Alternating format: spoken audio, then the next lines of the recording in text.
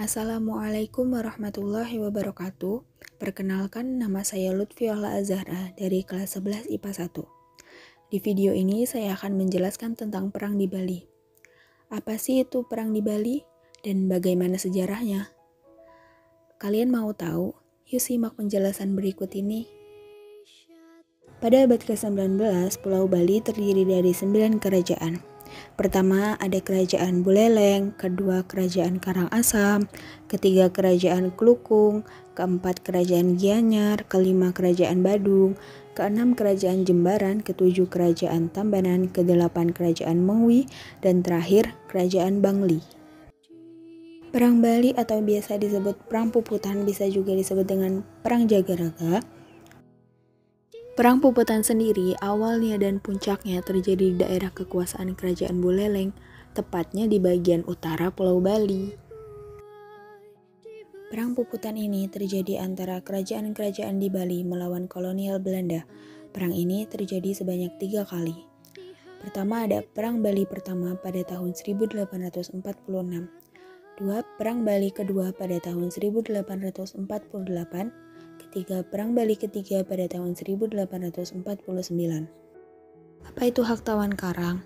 Hak bagi kerajaan-kerajaan yang ada di Bali untuk merampas kapal-kapal asing yang terdampar di perairan Bali. Hak inilah yang membuat Belanda marah dan merasa dirugikan, karena Belanda sering melewati dan menyandarkan kapal-kapalnya di perairan tersebut. Dan itulah penyebab Belanda ingin menghapuskan hak tawan karang tersebut. Pada tahun 1839, Belanda meminta kepada Raja Buleleng untuk menghentikan dan menghapus adanya hak tawan karang dengan imbalan tertentu sebagai gantinya. Raja Buleleng pun menyetujuinya, tetapi Belanda mengingkari janjinya tersebut, dan inilah yang membuat Raja Buleleng marah terhadap Belanda. Pada tahun 1844, kapal karam Belanda terjadi kembali. Pada saat itu, Raja Buleleng dengan tegas memerintahkan untuk melakukan hak tawan karang terhadap kapal Belanda tersebut. Setelah Belanda mengetahui hal tersebut, Belanda sontak marah dan memberikan ultimatum kepada Raja Buleleng. Ultimatum tersebut berisi, pertama, semua muatan harus dikembalikan kepada Belanda. Kedua, Raja Buleleng harus menghapuskan hak tawan karang. Ketiga, kerajaan-kerajaan di Bali harus melindungi para pedagang-pedagang Belanda yang ada di Bali. Keempat, kerajaan-kerajaan di Bali harus mengakui bahwa Belanda menduduki Pulau Bali dan berkuasa atas kerajaan-kerajaan lain. Karena ultimatum Belanda itulah yang menyebabkan terjadinya Perang Bali I pada tahun 1846. Perang Bali I pada tahun 1846. Perang ini ditentang oleh Kerajaan Buleleng di bawah pimpinan I Gusti Ketut Cilantik. Karena pasukan dan persenjataan Bali yang kurang, akhirnya mereka menyerahkan diri kepada Belanda. Namun, keadaan damai yang dicapai pada tanggal 12 Juli itu pecah kembali karena Kerajaan Buleleng bersekutu dengan kerajaan lainnya untuk memperkuat benteng dan pasukannya. Perang Bali II pada tahun 1848.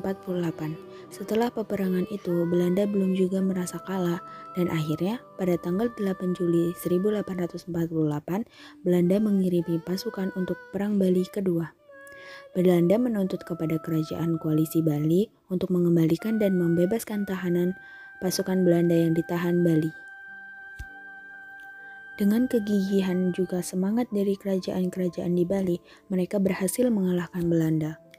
Walaupun sudah beberapa kali dikalahkan oleh Bali, Belanda pun tidak menyerah. Perang Bali III pada tahun 1849.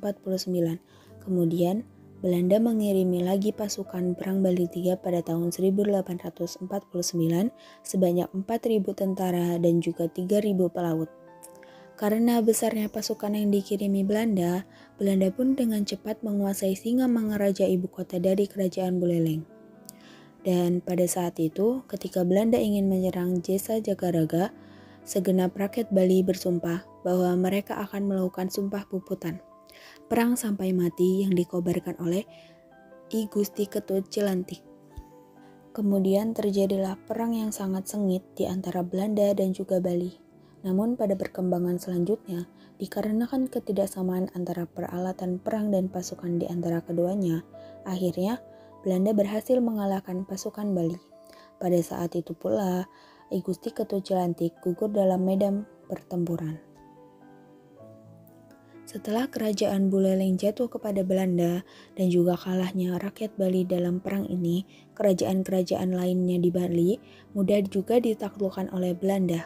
Hal ini diakibatkan tidak adanya lagi pemimpin yang karismatika untuk menggerakkan rakyat Bali dalam melawan kolonial Belanda.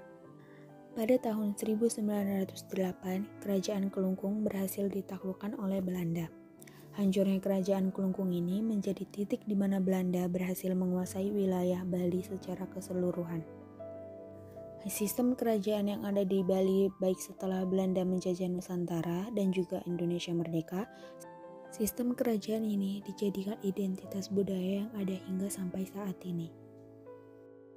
Sekian penjelasan dari saya. Wassalamualaikum warahmatullahi wabarakatuh.